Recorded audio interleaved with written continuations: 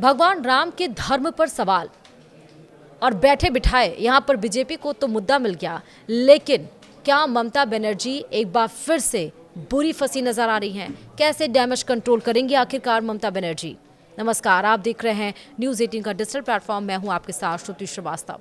पश्चिम बंगाल में पिछली विधानसभा चुनाव के समय जब भारतीय जनता पार्टी ने राम के नाम पर वोट की अपील की, तब तृणमूल कांग्रेस यानी टीएमसी प्रमुख ममता बनर्जी ने एक रैली में चंडी पाठ कर बीजेपी के दांव को चित कर दिया था। पर वह 2021 था और बंगाली समाज के बीच राम का नाम तब उतना लोकप्रिय नहीं हुआ था। लेकिन आज राम के नाम पर बंगाली भद्र लोग भी प्रभावित हो जाता है। मार्च 2002 से लेकर 2002 की अगर बात की जाए कोलकाता की, तो उस समय की हम बात करें जहां बंगाली समाज को अगर कोई करीबी से देखा हो तो उस समय रामनवमी की वहां ना तो सार्वजनिक अवकाश होता था और ना ही कोई समारोह। कुछ उत्तर भारतीय अवश्य रामनवमी के दिन अपने अपने घरों में पूजा पाठ जरूर करते थे, पर अब माहौल बिल्कुल ही बदल गया है। कई भजन मंडलियां राम धुन गाती हैं, रामनवमी में जुलूस भी निकलते हैं। कोलकाता में रामचरितमानस के विशेषज्ञ कथा वाचक पंडित पुरुषोत्तम तिवारी बताते हैं कि बंगाली समाज में राम कथा अब तेजी से लोकप्रिय हो रही है।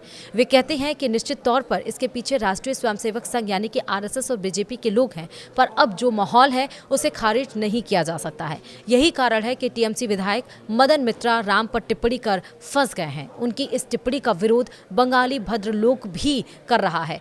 मदन मित्रा मुख्यमंत्री ममता बनर्जी के करीबी हैं। शारदा चिट फंड घोटाले में इनका नाम भी अभियुक्तों में आया था। सीबीआई ने इस घोटाले में इनको गिरफ्तार भी किया था। तब इन्होंने अपनी गिरफ्तारी के पीछे बीजेपी की साजिश बताया था। राजनीति से फिल्मों से तक के अपने सफर में मदन बाबू जानते थे कि राम को मुसलमान बताने से कितना विवाद खड़ा होगा। फिर भी टीएमसी विधायक मदन मित्रा ने राम को मुसलमान बताया और कहा यदि वे हिंदू होते तो उनका कोई सरनेम भी होता। फिर पब्लिक मंच पर वे एक साधु की वेशभूषा में प्रकट हुए और कहा कि भगवान राम तो राम जेठमलानी थे। भगवान राम को इस तरह अपमानित कर वे बीजेपी के राम दांव को चित करना चाहते थे, किंतु वे स्वयं ही फंस गए। धर्म की तलवार दुधारू होती है, जरा भी चूक हुई तो खुद भी उंगली कट जाती है। मदन मित्रा के साथ कुछ ऐसा ही हुआ। अब देखना है कि ममता बनर्जी अपने इस दुलारुआ विधायक की इस हरकत से कैसे निपट पाती हैं। दरअसल 2026 में पश्चिम बंगाल में विधानसभा चुनाव है। बीजेपी का अगला टारगेट पश्चिम बंगाल है। उसे लगता है कि पश्चिम बंगाल विधानसभा में जीत का मतलब है 42 सांसदों वाले प्रांत का बीजेपी के पास आ जाना। बिहार चुनाव की सफलता के बाद से उसके हौसले बढ़े हुए हैं। ऐसे वक्त में खुद टीएमसी विधायक ने बीजेपी को खुला खेलने का अवसर दे दिया है। मदन मित्रा ने राम के नाम पर विवाद खड़ा कर टीएमसी को डिफेंसिव कर दिया है। कोलकाता के भवानीपुर में जन्मे मदन बाबू यह भूल कैसे कर बैठे, यह आश्चर्यजनक है। भवानीपुर कोलकाता का वह इलाका है जहां गुजराती और मारवाड़ी और साथ ही साथ अन्य प्रांतों के एलीट समुदाय की आबादी बहुत अधिक है, इसलिए यहां राम की पूजा पहले से होती रही है।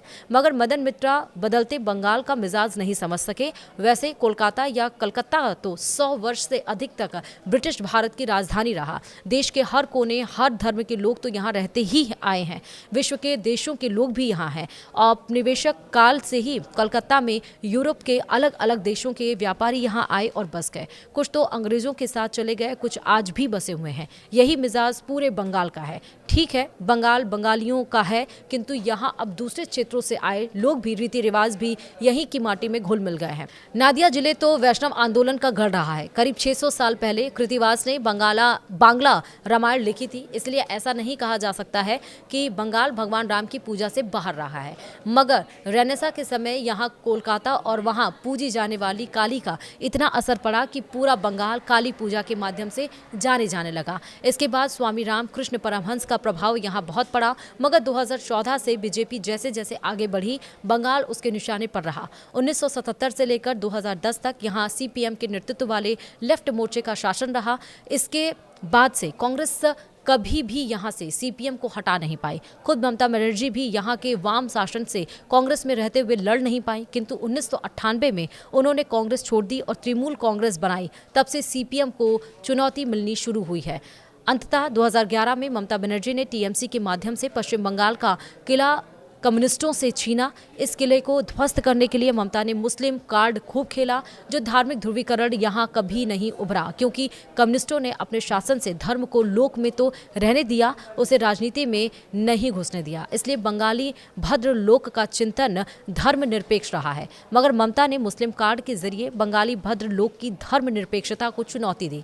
हालांकि 2002 के गुजरात कांड के बाद से बंगाल का सेकुलर चरित्र गड़बड़ाने लगा और उस समय देखा गया कि सॉल्ट लेक, लेक टाउन, ट्रॉलीगंज, डालीगंज जैसे पॉश बंगाली इलाकों में गुजरात को लेकर सांप्रदायिक भावना उभरी थी। यहाँ के लोग भी मान रहे थे कि गुजरात के मुसलमानों ने भरूच में ट्रेन रोककर फूंकी थी। यह विचित्र माहौल था। पहली बार हुआ कि गुजरात के दंगा पीड़ितों ने बंगाली भद्र मानुष ने सहायता करने से मना कर दिया था। तब सीपीएम के बुद्धदेव भट्टाचार्य की सरकार थी और विपक्ष में ममता बनर्जी की टीएमसी थी। उस समय बीजेपी भी माहौल देख रही थी। अंततः 2011 में ममता बनर्जी सत्ता में आई। 2011 में बीजेपी को विधानसभा में एक भी सीट नहीं मिली, किंतु उसका वोट प्रतिशत 2006 की तुलना में दुगना हो गया। उसे 4% वोट मिले। 2016 में उसका पहली बार विधानसभा में खाता खुला, 3 सीटें बीजेपी को मिली और वोट प्रतिशत रहा 10। लेकिन 2021 में बीजेपी ने कमाल कर दिया। लेफ्ट और कांग्रेस गायब हो गए और बीजेपी को रिकॉर्ड 77 सीटें मिली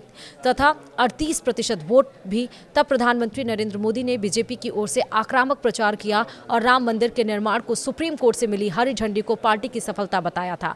लेकिन उस वक्त ममता बनर्जी ने बंगाली पंडिताइन की तरह मंच से चंडी पाठ किया और कांग्रेस तथा लेफ्ट को 0 पर आउट कर दिया। टीएमसी को 215 सीटें मिली। 2 सीटों पर तब चुनाव हुए थे। ममता के करीबी और टीएमसी विधायक मदन मित्रा द्वारा राम का उपहास उड़ाने के पीछे वही मंशा था कि बंगाल में राम का नाम नहीं चल सके। लेकिन मदन बाबू बदलते माहौल को नहीं देख पा रहे। उनके इस बयान से कोई सहमत होता हुआ नहीं दिख रहा है, क्योंकि हर एक को लगता है कि मदन बाबू ने बेमौसम का राग छेड़ा है। देखना है कि इस पे बीजेपी का रिएक्शन क्या आता है और किस तरह से अब सीएम ममता इसमें फंसती हुई नजर आती हैं। वीडियो में इतना ही। नमस्कार।